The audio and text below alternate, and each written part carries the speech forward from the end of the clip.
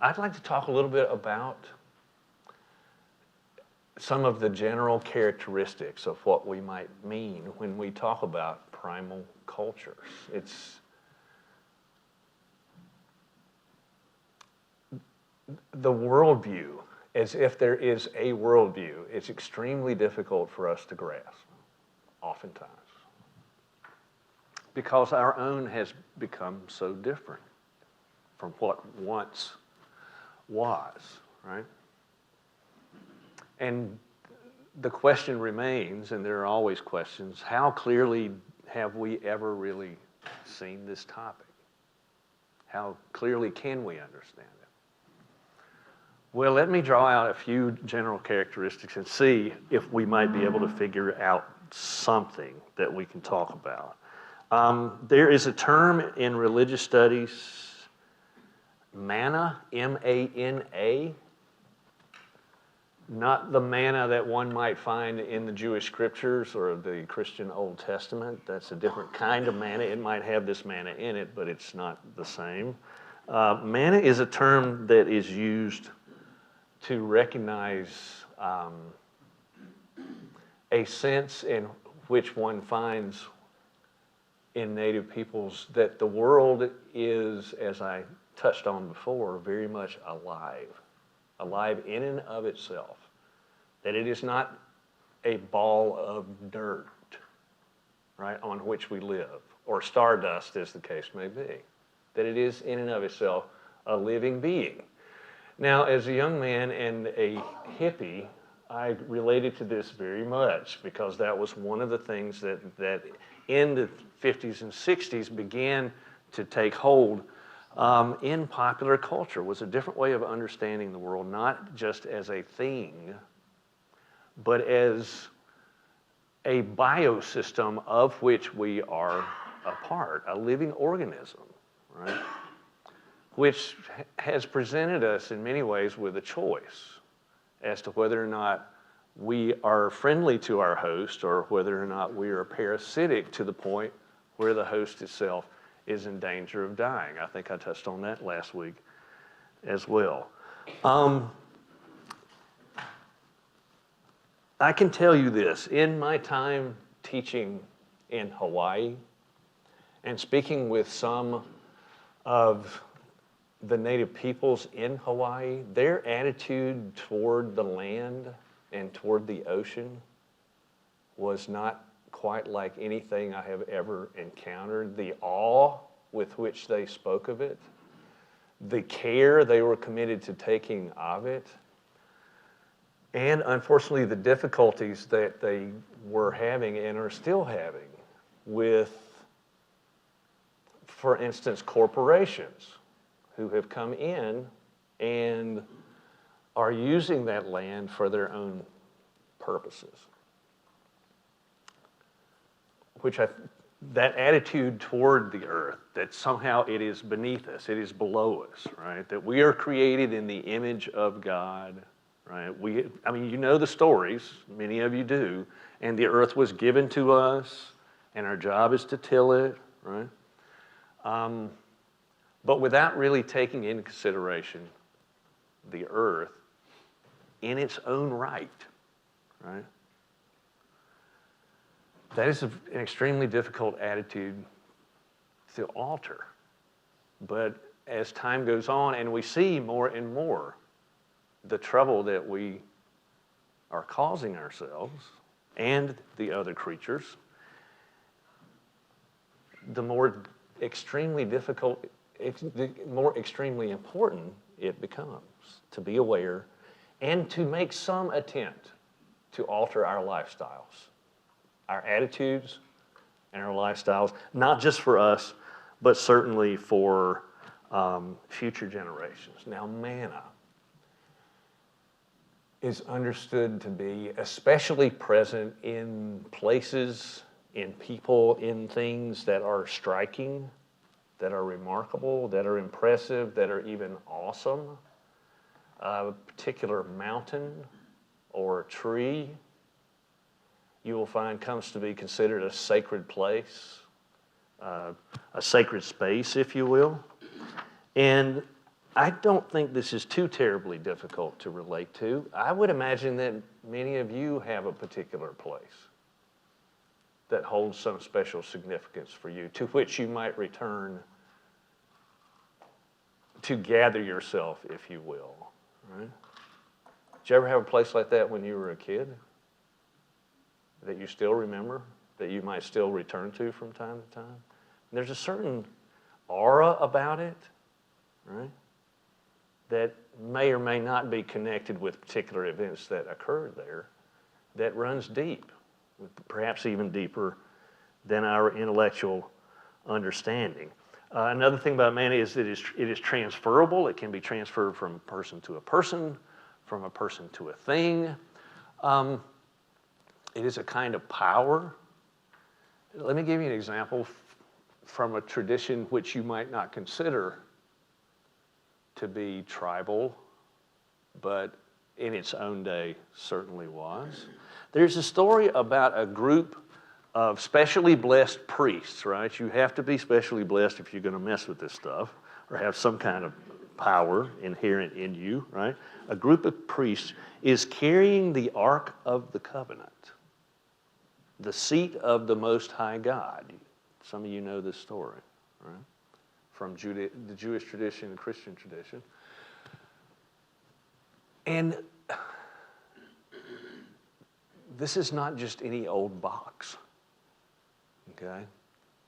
It's incredibly powerful, or certainly considered to be.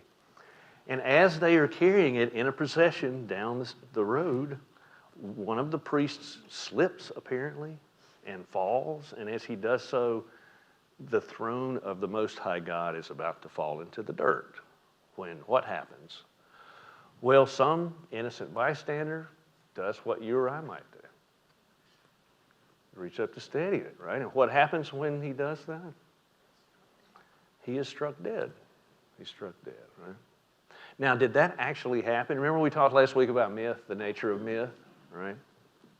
It may or may not refer to actual historical events.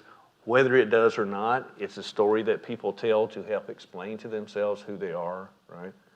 And something about the world in which they live. It's a sign of respect, of power, and it entails particular behaviors. Rudolf Otto, who is was actually a German philosopher of religion, talks about a similar concept, and I'm going to give you a fancy word, okay, and you're going to be able to impress somebody with this one. And you already know what it is, whether you realize it or not, okay? Just think about it for a moment. Mysterium, tremendum, et fascinans. Mysterium, tremendum, et fascinans. It's from the Latin, right? And I say you already know what it means. Mysterium would be the noun, so that would be what? Thank you for using your voices. Yes, it's okay. That's the mystery, right? Tremendum and fascinans are the adjectives, so it's a mystery that is tremendous and yet fascinating, right? Both frightening and yet fascinating. You are both repelled by it and yet drawn to it, right? And if you think about sacred objects down through the ages, it's very much this way. If you think about, well, in many cultures, blood is considered to be possessed of manna. That may not be the term that is used for it, but many of the sacred objects down through the ages are somehow connected to blood, or people in particular circumstances. Blood plays a role, right? I give you an example. Some tribal societies have separated the women during their menstrual periods, right? Because they are too powerful to be around. A soldier before or after battle. Taboo, right? You have to be very careful about being around this person. Corpses, same thing, right? What do you think that is about? What might that be an indication of, do you suppose? I ask because I'm not really sure.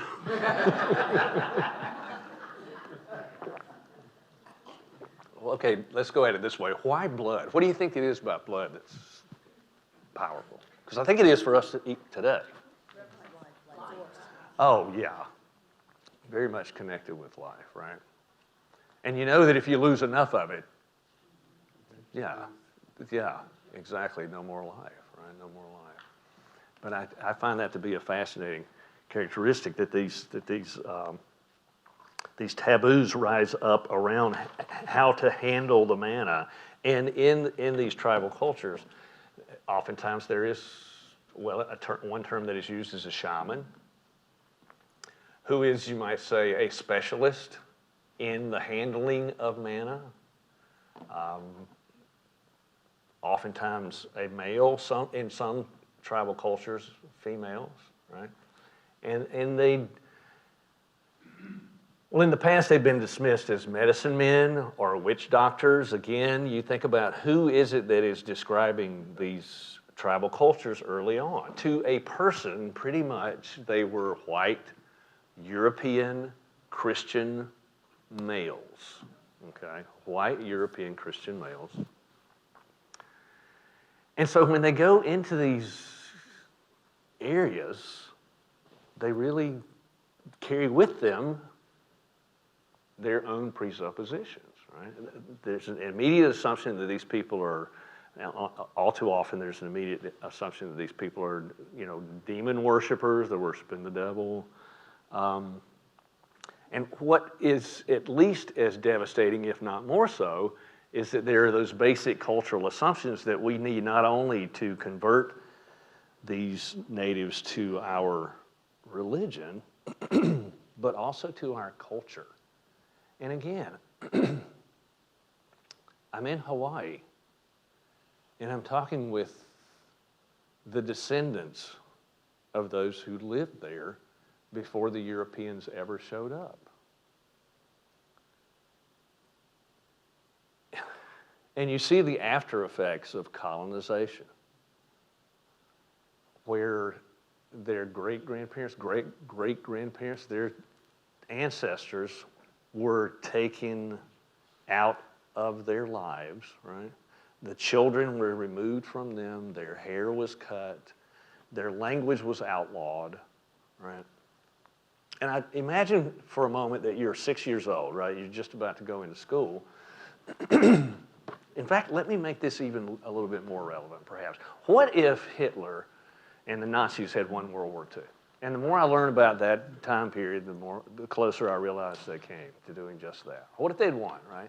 And if they still, you know, owned the United States of America, which of course would no longer be the United States of America. So that when you were a child, you were taken from your parents, you were placed into a school, right? You were told that your culture, what you'd been taught, the way your parents live, was just wrong, right? And if you ever slipped up and used your native tongue, you would be punished for that. I mean, you know how important language is to just the formation of one's own identity. You can imagine the devastation, right? And it's a devastation that goes on from generation to generation. More recent scholars are at least attempting to be more aware of their, shall I say, our own cultural assumptions, right? And more open to the possibility of understanding another culture, not as a specimen, but perhaps even as an alternative, right? Certainly one that can stand on its own, and it's not necessarily inferior to the way that we assume life is or should be. Before we leave Mysterium, Tremendum, and Fascinosum, this too does not necessarily need to be something that happens on a mountaintop with a guru sitting there. Okay, I would imagine each of us has had a taste of something like this. It's, as I understand it, that sense that you get when you see a falling star, that moment of, right, where you're not real, really sure. The uncertainty comes in, right? It's fascinating. You want to see it again. But if one ever comes close enough to the Earth, I would imagine it's going to have a little bit of tremendum in it. If you've ever been in an automobile accident, am I the only one? I don't think so. Think about those moments, okay? Think about those moments. When you first started to lose control, or you first realized that you were not going to be able to get out of the way. I mean, what did you say? Did you say anything? Well, there's two or three things you might have said, right? Oh my God is the first one that comes to mind. There are several others that we probably should not say out loud today. All of which I think are trying to say the same thing. This cannot be happening. This is too low, right? And yet there is a fascination. The memory will return to that moment again and again and again. For me, 9/11 is an example of this. And I will never forget that day. I would imagine you would say the same thing. It's interesting as students, right? They were at a much younger age. And yet, still, they remember. And yet, as horrible as the day was, every year, if you notice, the videos come back around again. And so we're completely terrified by it and yet fascinated, even hypnotized by it. It's difficult not to go back there. That, I think, is something like the tension that you find in the Mysterium, Tremendum, and Fascinon. And it really, for me, it cuts right to the core, not just of religion and religious experience, but of life its own self. Because it's that moment when you are not sure. I mean, we just sort of skate through life all too often, don't we? Just take it for granted, when it's good. But then life is like that. Every once in a while, it's going to throw you that curveball that you did not see coming. And suddenly, what you assume to be true may not be anymore. Right? May not be anymore.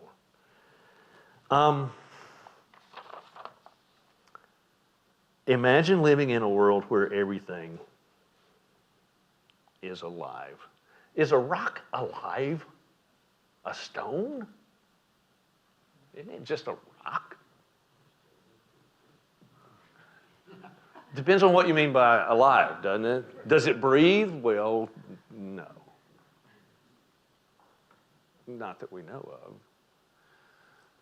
But if you break it down to its most basic level, I mean, its elemental level, what is a rock made of? Same stuff that we are, thank you, absolutely, right? Molecules, let's say molecules, atoms. What is an atom? I love this. What is an atom made up of? Come on. Who paid attention? You got your neutron connected to your proton, and what's that electron doing?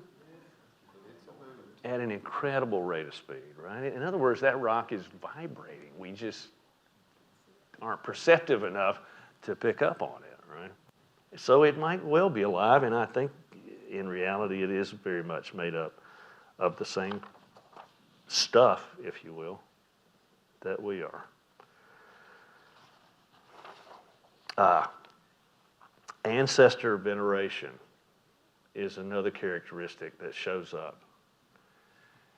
And oftentimes the term ancestor worship comes in, but I'm not really sure that this is worship, that the ancestors are considered to be gods, but rather as specially blessed and specially honored people. Do we honor our ancestors at all?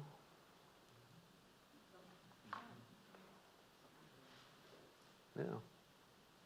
I don't think we honor them as much as some other peoples that I've been around, say in South America or some of those areas.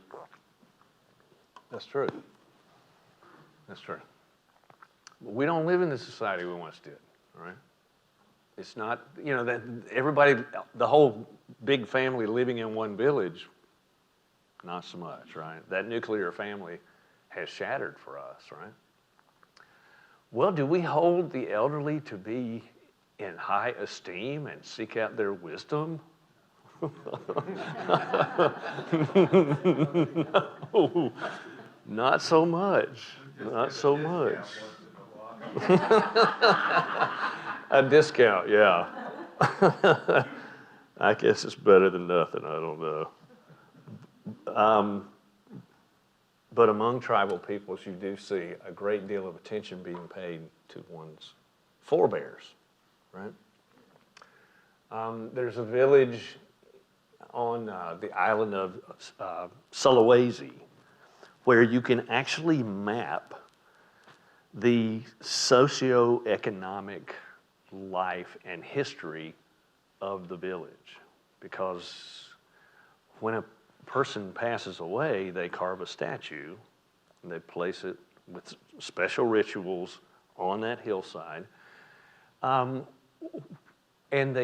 you can see that they are placed, the higher up you are on the hillside, the higher up your family is in that society, right? It's actually a visual marker of the social life of those people. And I wonder if, you know, how different that might be for us today as well.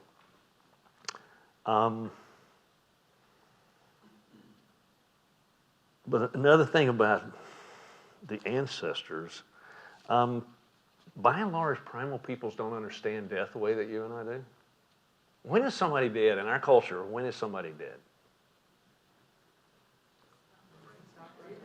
Well, when they stop breathing. What else? Their heart stops. What else? No brain activity, right? What happens if somebody dies but then is revived? If all three of those things have happened? Or we call it a miracle, yeah. Oh, yeah. Well, I'm not sure even we know exactly the moment when. I can tell you the ritual moment of death in our culture, and that is when the doctor or the, thank you, yes, when some official actually signs the death certificate, then you are officially dead, right, in a ritual manner of speaking. But among many of these people, death is not, it's much more porous. It's much more porous, right? And it's interesting, our attitude toward death, right? How long do you actually get to keep the body around when someone passes away? In our culture, what would you say is the average before that person is either into the ground or cremated? 3 to 5 months, 3 to 5 years, days, 3 to 5, that's it? That's all we get. That's all we get. And we have a sanitized version of death in America. Well, talk to me a little bit about that. Well, I mean, I've read some Valencian books, speaking on the fact of people that know, not myself, but some cultures I've read where they actually, you know, they're with the body for a few days, you know, in their home. Mm-hmm. Some beyond a few days, right? Some beyond. They seem to be somehow more comfortable with death than we. It's as if we use the term sanitize, as if we can't get them away from us fast enough. You know, we have these, you know, germs, right? The whole worry about cholera, the whole 9 yards, right? And of course the smell. But I think it might say something about our attitude toward death, which says something about our attitude toward life, right? But in many of these tribes, when you are dead, at least in our understanding, you are so not dead. Right? You're not dead yet. You're alive as long as your tribe remembers you. As long as your tribe remembers you, you still are very much alive. Oftentimes, they will set a place at the dinner table, right, for this loved one. And it's not just symbolic, it's because they still are very much with them. Which I find to be quite fascinating. That's not necessarily primal. Some religions also do the same thing. And in terms of, Buddhist or people in Southeast Asia, they put out food for spirits to come. It's not just primal religion. I think Yeah. it's culture. well, it's definitely culture. It's definitely culture. And if you trace those practices back far enough, what you're going to find is that they have roots in what we might describe as a primal culture. But definitely, you're going to find different versions of this. And one of the things that we really should talk about, but I'm less qualified than one of my colleagues, is, for instance, in the United States, right, if we talk about Native Americans, how many of those Native Americans have actually been converted, if you will, to another religion? Or if you go to Southeast Asia, right, Hinduism has come in from the outside. Buddhism has come in from the outside, right? And what you find is one of the reasons why we talked last week about how incredibly complex each of the religious traditions is. I mean, if you're going to talk about Christianity, which one are you talking about? Or Buddhism, or Hinduism? Any religion, particularly religions that move, that grow, that spread, wherever they go, they're going to be blended with local customs. One thinks of the Dalai Lama and his version of Buddhism. Very different from what you will find in the birthplace of the Buddha, northeastern India, in part because as Buddhism left India, headed into China, and we'll talk more about this in a couple of weeks, it is rubbing elbows, if you will, with the local religious traditions and practices in the Himalayas. There's a local religion called Bon, B-O-N. And so you get a different version and a different version. And so by the time Buddhism gets to Japan, and you get Zen Buddhism, which is the most popular form in the United States today, it's different. And then when it crosses the Pacific and comes into the United States, it takes on a whole other characteristic.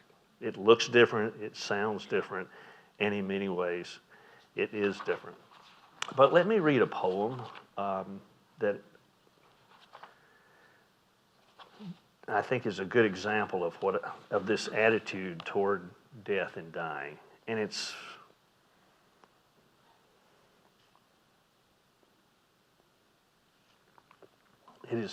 it comes from a tribe in Africa. Those who are dead are never gone. They are there in the thickening shadow. The dead are not under the earth. They are in the tree that rustles. They are in the wood that groans. They are in the water that runs. They are in the water that sleeps. They are in the hut. They are in the crowd. The dead are not dead. Those who are dead are never gone. They are in the breast of the woman. They are in the child who is wailing, and in the firebrand that flames. The dead are not under the earth. They are in the fire that is dying. They are in the grasses that weep. They are in the whimpering rocks. They are in the forest. They are in the house. The dead are not dead. Wow.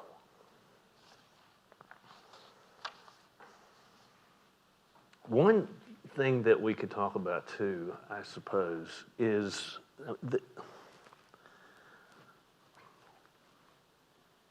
one of the lenses through which Native religions and cultures have been viewed is that somehow they are a current reflection of early humans, prehistoric humans.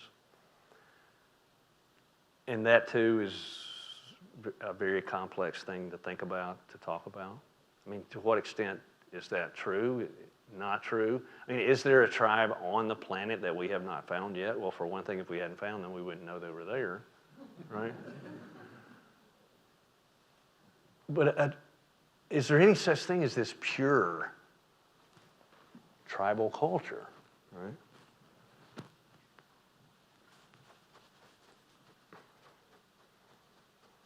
And to what extent does it reflect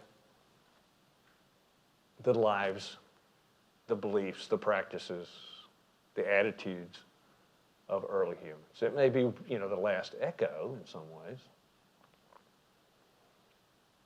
But in so many ways, it's difficult to tell because culture doesn't stay the same. It always evolves. It always changes. It always grows over time. And another thing that I would really like to try to question, if I may, that one of the attitudes among religious scholars in the past is that what they would call them primitive religions led to other forms, that is the earliest form, right? And you see a kind of triangle effect where the primitive religions, as they would call it, eventually became polytheism, and polytheism eventually became monotheism, right? And monotheism, of course, eventually found its crowning formation in, guess which manifestation? That would be the Christianity of the scholars who were actually looking at the cultures and creating this rubric, if you will. Well, it's a hierarchy, and beware any hierarchy on which sits the one who invented the hierarchy to begin with, right? Yeah. It's one way of looking at things. But only one of many. Only one of many. Again, the struggle is to see these cultures in their own right, to hear their stories, right? To let them be who they are. And as we struggle for understanding both them and ourselves, to take into consideration our own assumptions, right? Our own presuppositions, and to try to learn more about what life might actually be about, so as to become fuller, deeper, if not wiser. We can open it up for questions now if you'd like.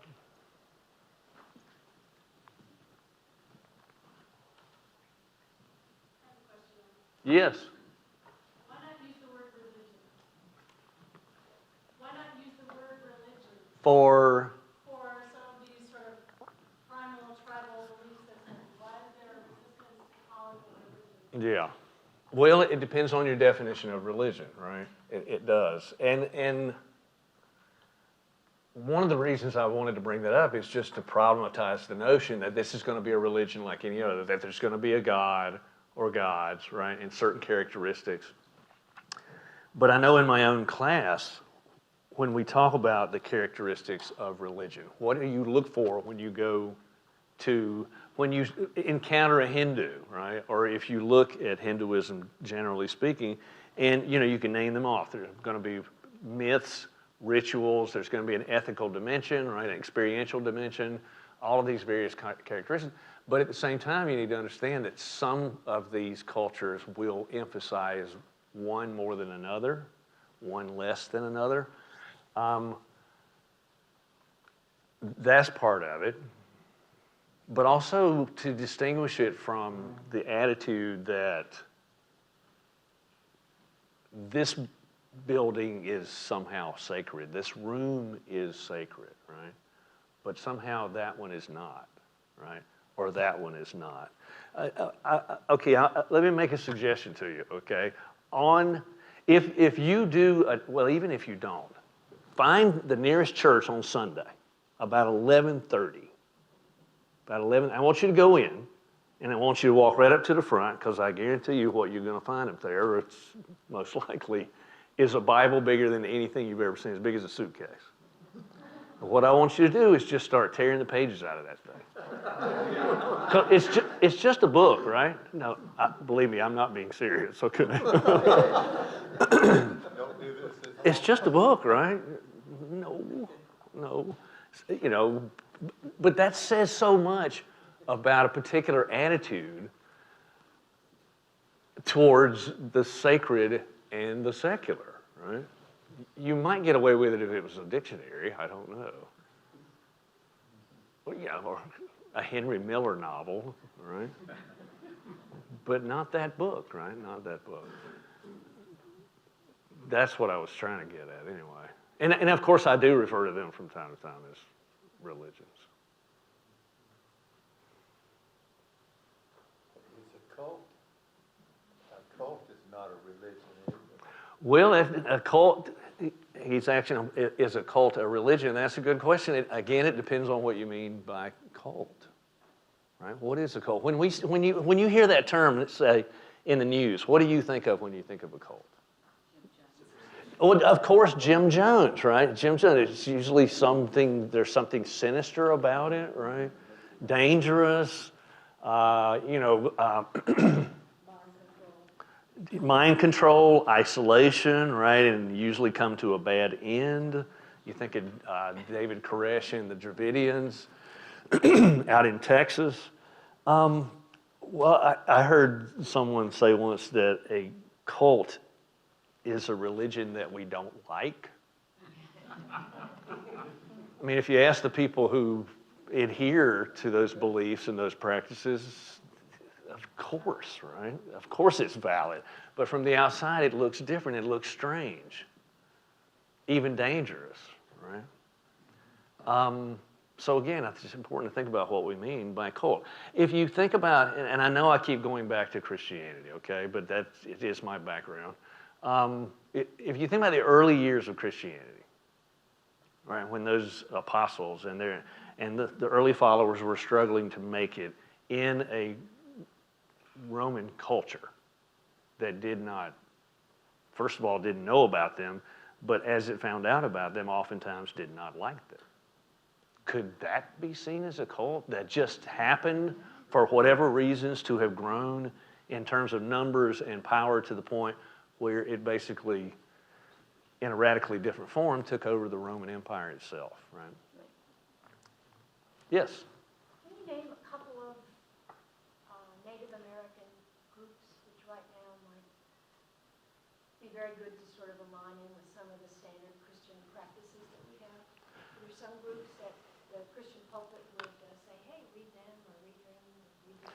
Would say what? Would suggest a minister from some pulpit would suggest to read anyone or adopt any practice of a couple of, say, give me some examples. Oh my gosh. Native, clear about that? Dr. Ellis, can you? I'm not quite sure I understand. Yeah. Just give me a couple of examples of some Native American tribes that the present Christian traditions would adopt and be comfortable with. Would they even recommend? I think the more interesting answer is the other way. Whether we like it or not, Christianity is the dominant religious expression in Indian country today. But starting a different way from the Mount Tabor United Methodist Church that I went to as a kid. Mm-hmm. What's interesting is that Christianity, as you said earlier, enters these communities, there's this really complicated set of cross-cultural encounters going on. Christianity doesn't so much replace traditional ideas as it becomes part of a broader kind of religious and spiritual outlook. So that you go to Pine Ridge, for example, you see pipe and the Bible and the altar together, or something like the Native American church, which is as far as Christianity can have sacred tribal practices, Christianity, and an imported practice from Mexican tribes. Emerges in the 1890s and now most widely shared in a tribal practice in the country. Christian. Oh yeah. So it's a complicated dance here. It's not an either or world at all. Yeah. Did that help? Dr. Ellis is one of our experts in Native American culture and religion. Work on it. Okay. Yeah, think about it. It's just that some of these questions are not easy to answer. I mean, in Mormon religion, I'm no expert, but what I've read is that they believe that Christ actually came over to the Indian tribes and appeared, and that's how, Mm-hmm. I don't understand all of it, but I'm really about it. Do you know anything about that? Bob was a big woman follower in South Carolina, but Mormons don't generally have as wide a presence in Indian country as some of the other denominations, but they're certainly present in Southwest. Mm-hmm. But right here in South Carolina, we're large Mormons that follow. That I did not know. Oh, yeah, yeah. Yes. How do some Native American traditions explain how we got here? Native American traditions? Clyde. While with the child was that wonderful story about how dog Eve, the creator, pushed him out into a hollow log until a fat guy got stuck. So that's why there's so good Highlands. Oh. Many of them, have these stories about coming out of the earth and then explain skin tone and lots of other things.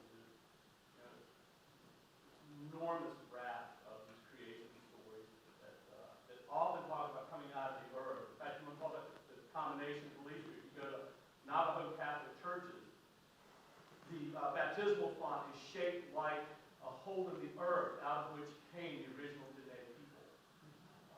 So we have this really interesting combination. Mm-hmm. But Cherokees have wonderful stories about animals pulling up the soil from under the water and creating fertile islands. There's many different creation stories as there are. Yeah. Good question.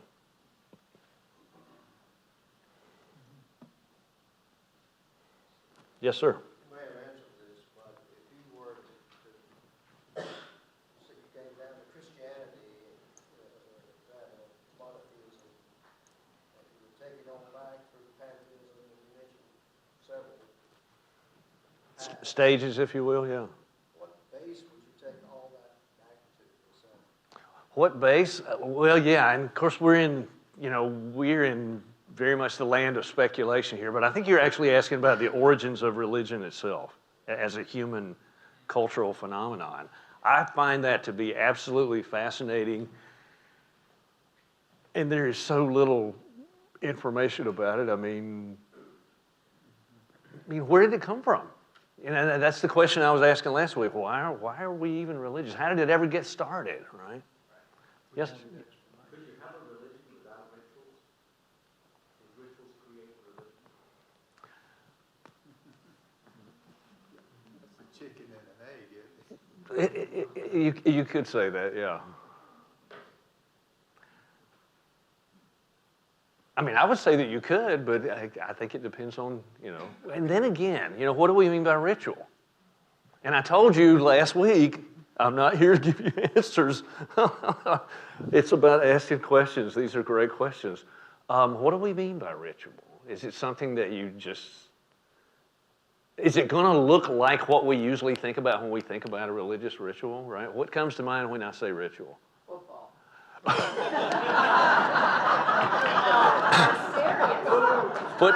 Serious. Football. Or basketball. Okay. The game itself or the way that people Well, I can't worship watch it? sport, I just watch the people. Okay. The players and the. It looks like a revival meeting to me, I gotta tell you. Yeah. Oh, yeah. But if you think about just how ritualistic games themselves are, right? I mean, certain rules. I mean, I think about baseball. That field, they're not all identical. Some of the outfields are different. But you talk about the dimensions, right? Every single one of them is going to be exactly this. 9 innings unless something happens, right? 3 strikes, 3 outs. I mean, 4 balls. Chewing tobacco. Well, that chewing tobacco does seem to be a part of that sport. Yeah, absolutely. I was just going to say that, I think that your rituals, more so than anything, like you wake up in the morning, you brush your teeth, you do certain things or after another, and I think we largely incorporate those rituals into religion to make them more meaningful to us. Mhm. That's where we find a Oh yeah, we're very much ritualistic beings, right? Yeah. Well, it's one of the ways that we make sense of the world, not just intellectually, but even to be able to walk through it, right? To live in it. Yes, sir. In the last few days, there have been articles about snake handling group, Christian church. Mm-hmm. The pastor would regularly, as part of the ritual, Yes. handle the snakes and lift them up. He's been bitten several times and recovered, but didn't recover from the recent sight. Mm-hmm. Yeah. That would be ritual, is that, Well, what would you say is the main characteristic of ritual?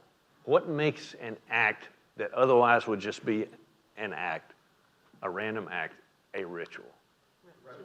Repetition is absolutely key, right? Repetition is absolutely key. And with religious ritual, there's something about the meaning involved in it, right? The purpose for doing this thing. And again, if you look at the evolution of each of these religions, you're going to see the evolution of these rituals, right? And what does it all go back to? I would imagine that it goes back to the origins of human consciousness itself. That from the get-go, and perhaps even before that, and it's not like there is a single moment, right? If you want to talk about the experience of awe, of Mysterium, Tremendum, and Fascinosum, right? I mean, I don't know, who would it be? Is it a caveman or cave woman?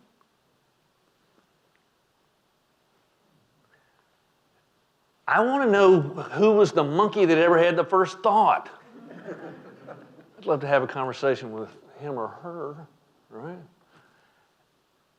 I can tell you I have this image, okay? I have this image that helps me not worry about that question too much, but still keeps it, malleable and like a fun toy.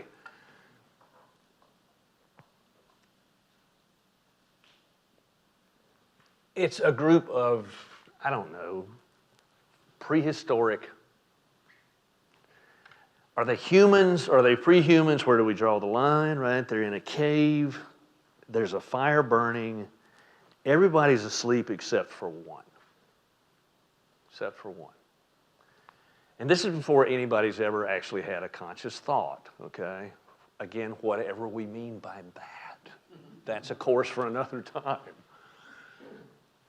But they're watching the shadows play on the wall of that cave, right?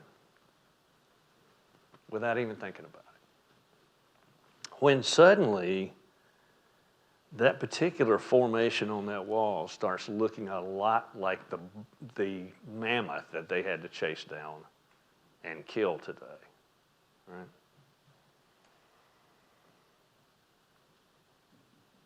And so she gets up and she gets some of the charcoal from the fire and starts spreading it on that wall, right? In some recognition of what she has seen. So in a way, you might get the birth of conscious thought, right? The birth of art and the birth of religion all wrapped into one. That's at least as good an explanation as anything I've read, right? But thank you for asking that. That to me is one of the most fascinating questions of all. Did you have, yeah? Robert Brain said that true religion is ritual-less. Ritual-less? Which in his mind would mean it's a connector. And the question to me would be a connector to what or to whom? Mm-hmm. Yeah. Huh. I have to think about that one too.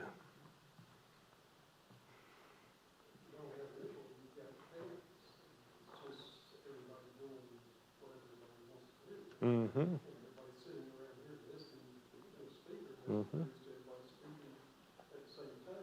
Mm-hmm. Yeah, I noticed you all showed up at the same time in the same place. It seems a bit ritualistic, yeah.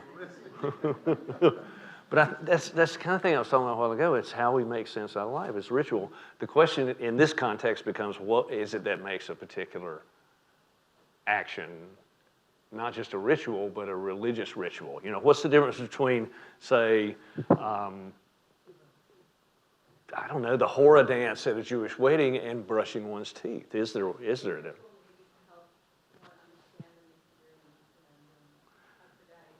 Mm-hmm.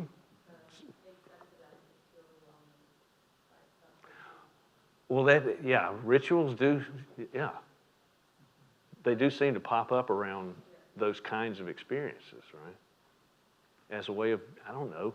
You think about what are the great moments in life when we engage as a society in rituals. In a single human life, I'm thinking there are two big ones. Big public rituals. Well, one's going to be your wedding, right? If you choose to go that path. And the other one is going to be your funeral, right? And I think that says something about ritual and the need for ritual. Those are the moments in life, or two of the moments in life, that are most uncertain, right? Either you're about to begin this new life with somebody and your hopes are up high, but there's always some uncertainty involved, right? Or you are walking through the valley of the shadow, and again, deeply wounded and trying to figure out, what do I do? What do I do next, right? What do I do next? Those, it seems to me, are two of the moments in life when our culture, and many cultures, right, build up these rituals to tell us this is what we do, and this is what we do, and this is what we do. Not just to help us as individuals get through those moments, but to show that we are going through this in a group. If I may borrow that term with all due respect, as a tribe. And then what about the idea of magic? Oh, magic. Mysterium. Well, it is the Mysterium, right? I mean, the fact that that camera is on me, stealing my soul, if you will, and I'm going to be somewhere else, you know, is that not magic? Oh, you can explain to me the scientific processes, right, of filmmaking. It's still magic. It's still magic, right? And unfortunately, I think that's the loss of the sense of magic is part of what has come along with our more modern, supposedly more sophisticated worldview. The world's not magic anymore. We have to make it magic, right? But it's that moment, and you've each one had them, whatever it is, a full moon, I don't know, the kiss of a lover, something that takes you and wakes you up to the just absolute joy of that one moment. This moment, I am alive. I am alive. Scary, right? But also absolutely magnetic. Absolutely magnetic.